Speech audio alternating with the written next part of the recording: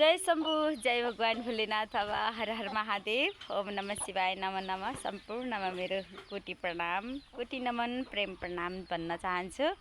म नयाँ ठाउँमा घुम्नलाई कस्तो आनन्द लाग्दो ठाउँ छ, स्वर्ग जस्तो वातावरण छ। हेर्नु न, यो चन्दन हो, यो चन्दन घोटेर लाउन मिल्छ। यो एकदमै राम्रो र सुन्दर छ है। अनि उहाँभित्र चाहिँ एउटा अचम्मको चिज हुनुहुन्छ है। म यसको दर्शन गराउँदैछु कि त्यो दृश्यको, यो दृश्य पनि हजुरहरूले हेर्नु होला है। म जाँदैछु त्यहाँनिर कि त्यो चन्दनमा जे छ त्यो देखाउनलाई। अनि यो चन्दनमा चाहिँ यस्तो छ कि यो टोकरीभित्र है एकदमै खतरा छ, राम्रो छ। अनि यहाँनिर धेरैवटा प्वालहरू छन्, एकतिरबाट पस्ने अर्कोतिरबाट निस्किने। यहाँनिर मौरीको बास छ है, मौरीले बास गरिदिनु भएको छ।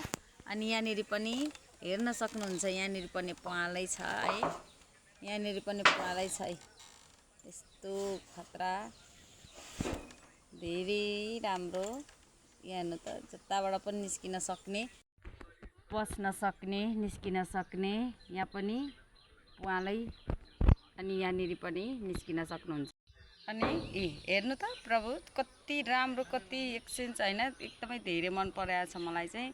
अनि यसरी बास गरिदिनु भएको छ कि चन्दन हो यो बोट चाहिँ, तर पनि एकदमै राम्रो सुन्दर लागेको छ मलाई। एकदमै ठुलो मौरीको मह पनि बस्ने, मौरी पनि रमाउने, टिका पनि लाउन पाउने, कति राम्रो स्थान छ कि यहाँनिर। यो चन्दनको बोट अति ठुलो हुनुहुन्छ एकदमै। एक प्रकार मलाई यस्तो लाग्यो कि स्वर्गद्वारी मन्दिर जस्तो, एकपट्टि एउटा पस्यो अर्कोपट्टि एउटा निस्क्यो, त्यस्तै लाग्यो मलाई। आनन्द लाग्यो, एक प्रकार भगवानको स्थानमा पुगे जस्तो मैले अनुभव गर्न पाएँ यसमा। हजुरहरूलाई पनि देखाएँ मैले, हजुरहरूलाई पनि देखाएको छु, हजुरहरूलाई पनि दर्शन गराएको छु। हजुरहरूले पनि दर्शन गर्नुहोस् कि राम्रो चिजको त दर्शन सबैले गर्नुपर्छ अरे नि त।